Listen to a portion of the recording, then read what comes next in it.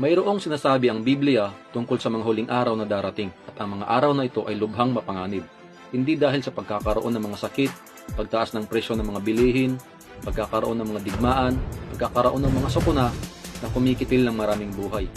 kundi ay dahil ito sa pag-uugali ng mga tao. Ganito ang sinabi ng 2 Timothy